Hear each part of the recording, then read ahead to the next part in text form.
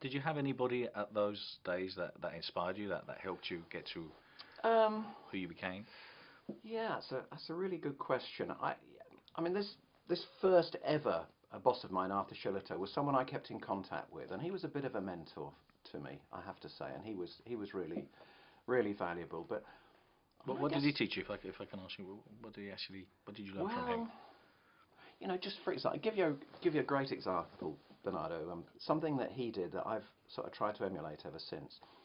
If ever you were in a meeting with Arthur with a third party, and it might be a customer, it might be a supplier or an inspector, within an hour afterwards, on your desk would arrive a handwritten note, and it would say, "Dear Roger, thank you so much for your contribution to the meeting. I really appreciate it, Arthur." And as a young lad, your chest would go out, your shoulders would go back. There was nothing I wouldn't do for Arthur Shillito. And it was a big lesson to me, nothing to do with money, nothing else, just a bit of praise and a bit of recognition. And, for all of us, I think that's incredibly valuable. I don't think today any of us praise each other enough. Mm. And it's not just the people who work for you.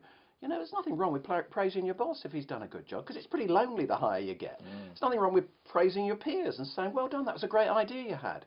But I don't think any of us do enough. And it was something Arthur really taught me there.